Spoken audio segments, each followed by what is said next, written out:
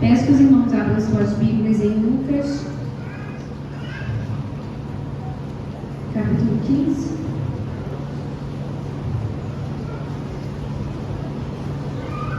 Vamos ler do versículo 11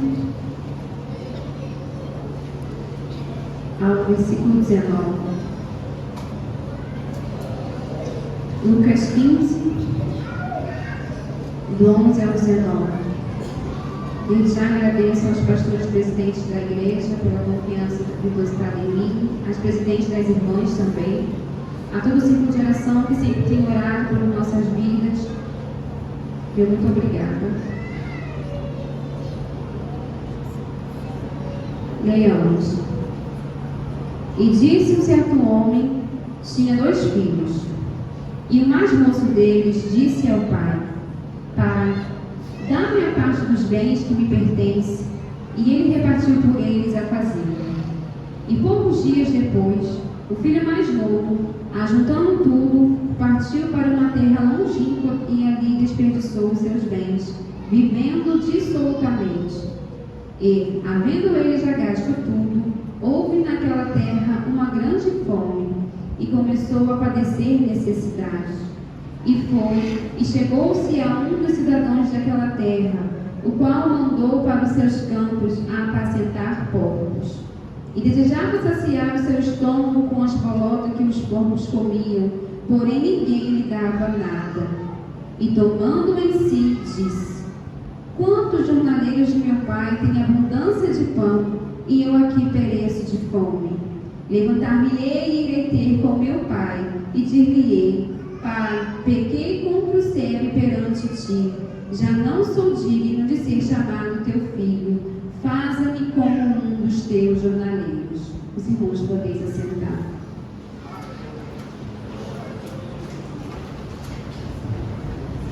Bom é estarmos na casa do Senhor Jesus, para podermos louvar e bendizer o teu santo nome.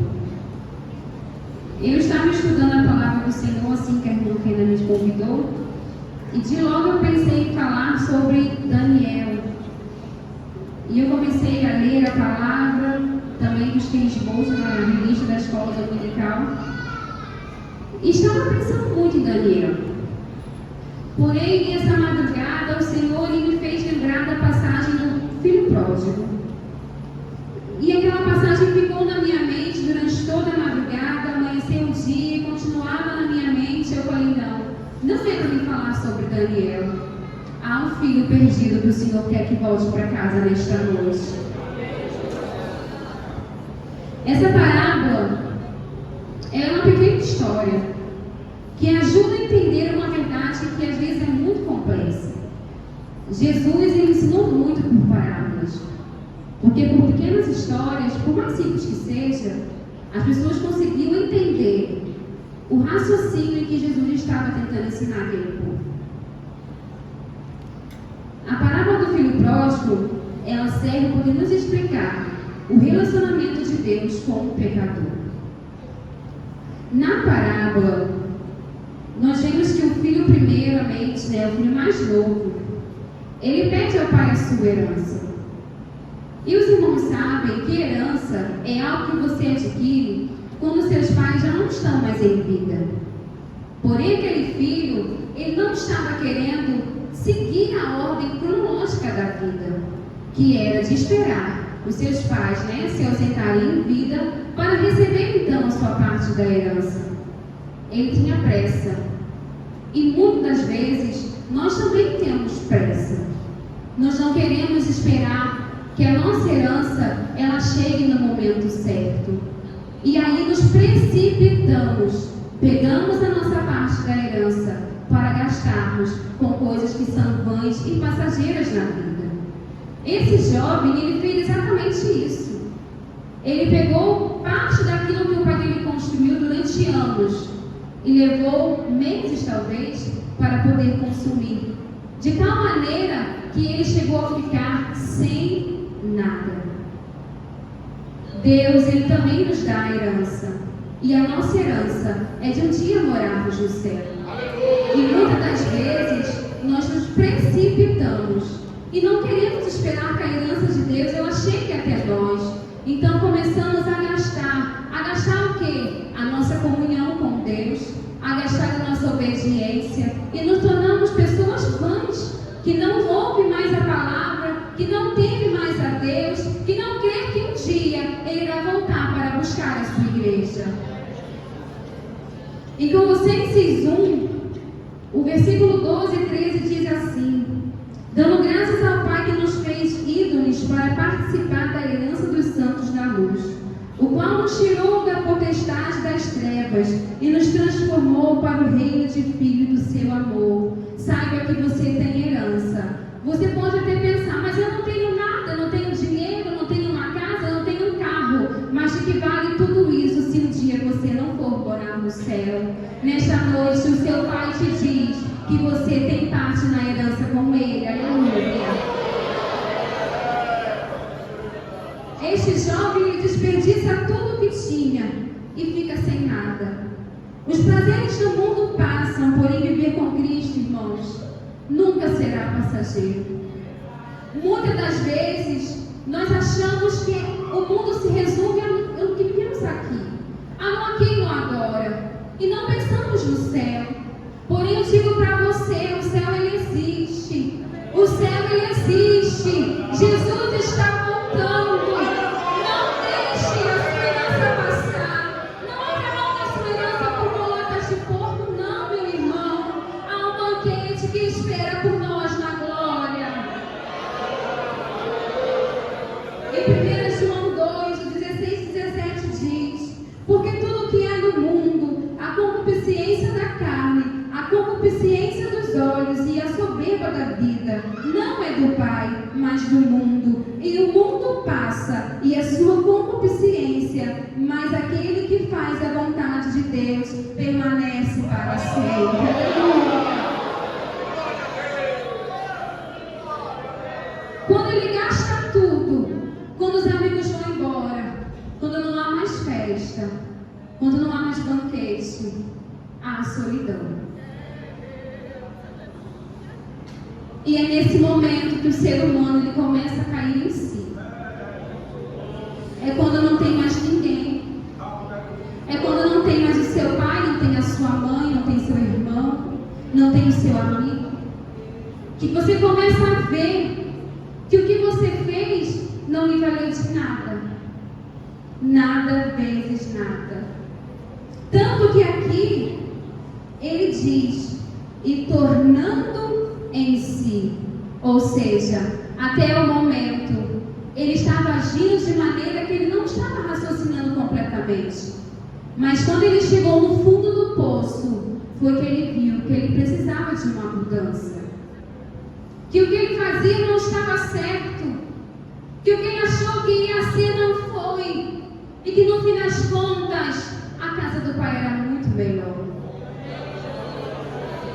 Eu não sei o que você está fazendo da sua vida, meu irmão. Eu não sei o que você pensa em fazer, mas eu lhe digo, a casa do Pai é muito melhor. O mundo não pode satisfazer aquilo que você procura, porque Pai só há em Jesus, aleluia. Vida só há em Jesus.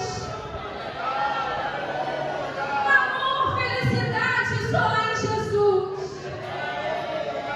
Você pode procurar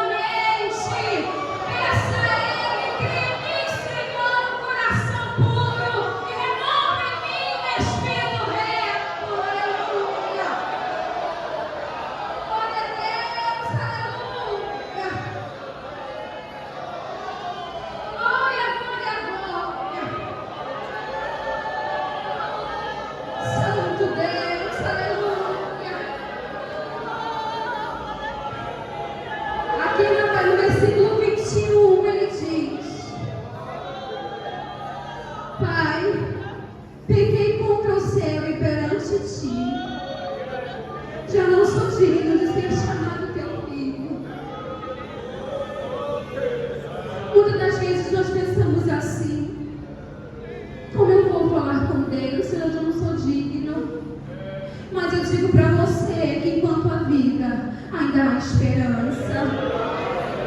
Deus, Ele é Deus de oportunidades.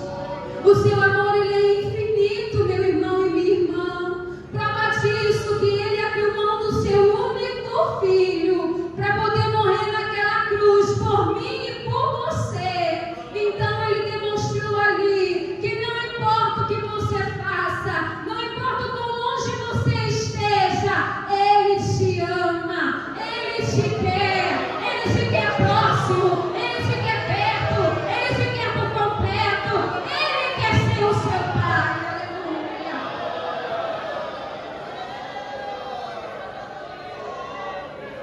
E aí você me diz, mas minha irmã, como é que eu faço? Em 2 Crônicas 7,14 diz: e se o meu povo, que se chama pelo meu nome, se humilhar e orar e buscar a minha face e se converter dos seus maus caminhos, então eu ouvirei dos céus, perdoarei os seus pecados e sararei a sua terra. O Senhor quer te ouvir dos céus nesta noite. Ele quer perdoar os seus e os meus pecados. Ele quer sarar a minha ferida e a sua ferida. Ele quer sarar a sua família. Ele quer sarar o seu casamento. Ele quer sarar a sua alma nesta noite. Aleluia. Glória a Deus. Aleluia.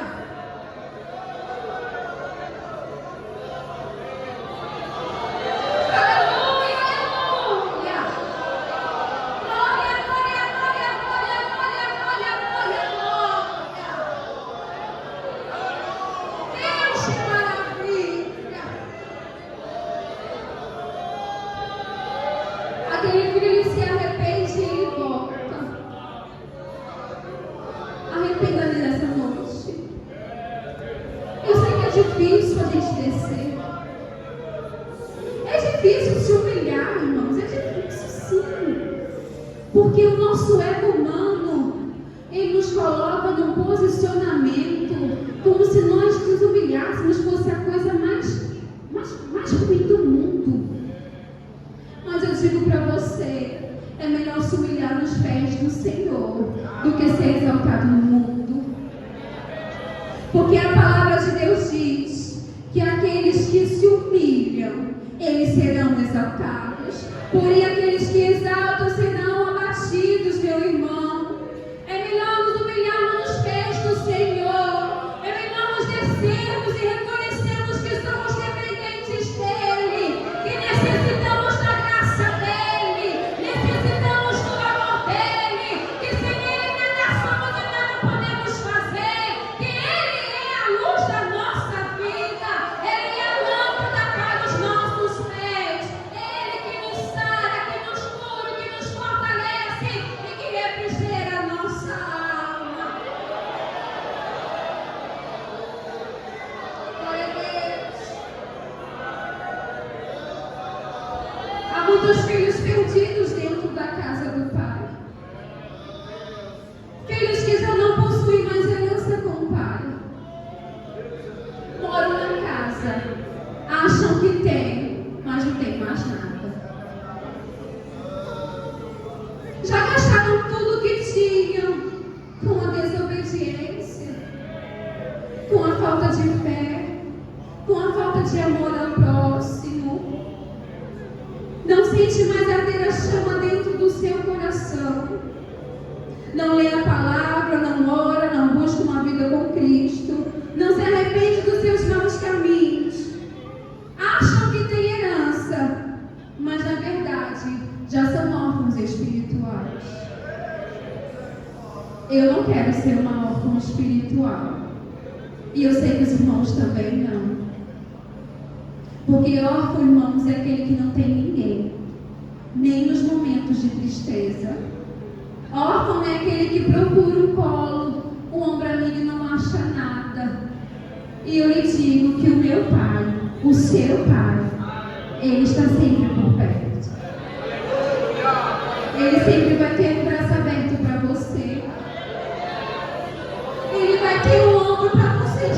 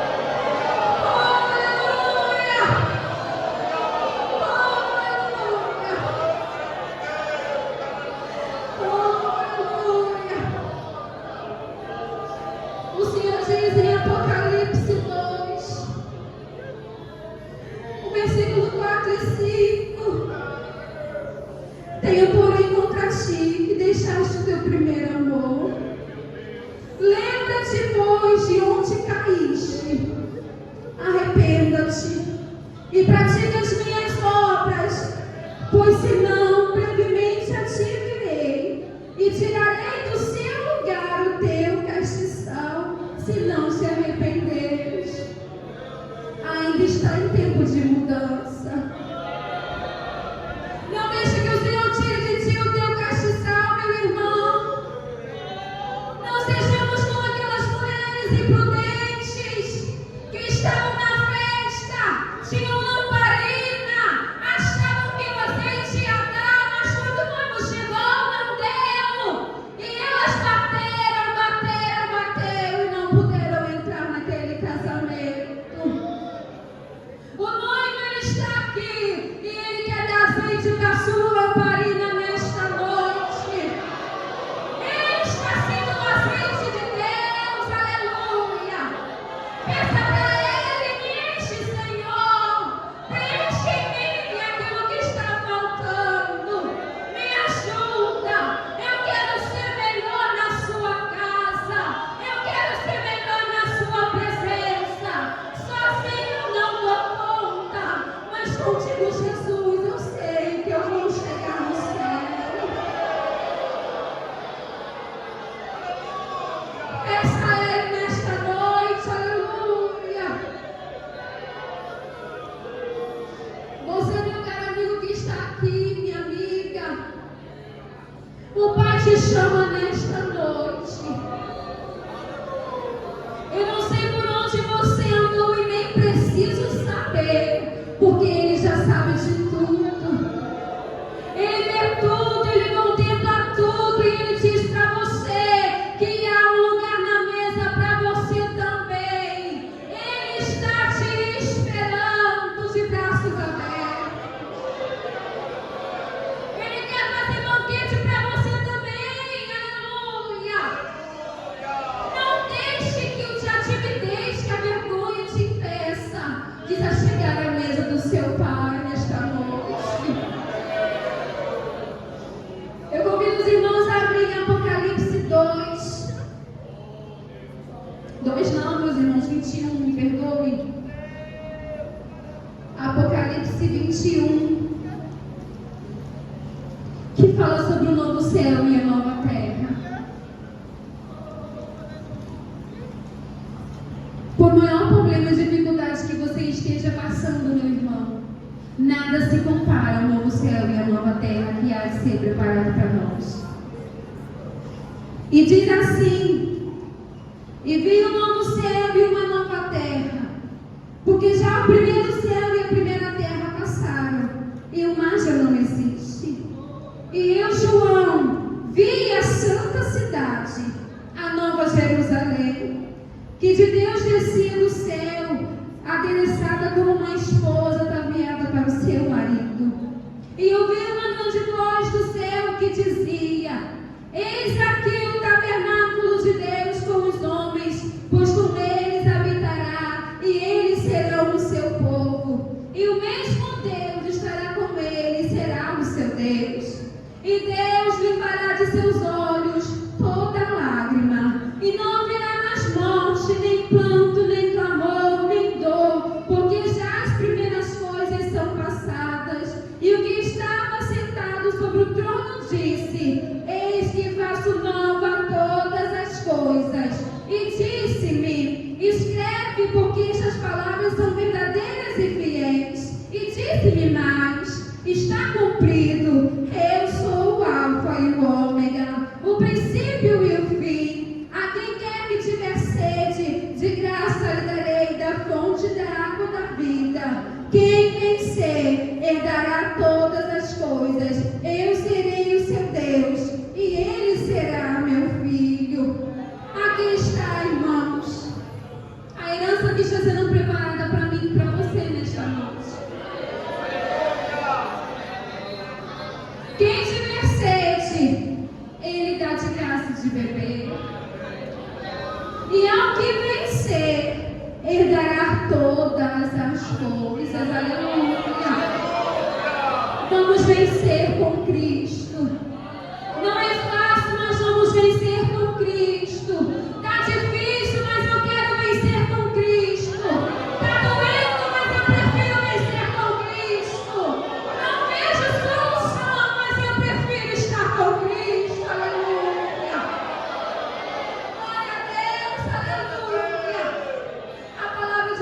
diz em Salmo 126:6, aquele que leva a preciosa semente, andando e chorando, voltará, trazendo consigo os seus molhos com alegria.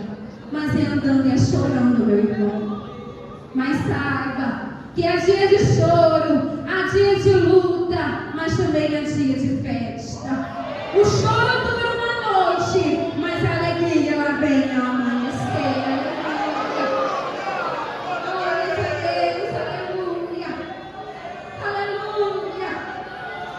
O bom samaritano ele está aqui e ele também quer sarar as suas feridas. Eu convido os irmãos a louvar comigo nesta noite.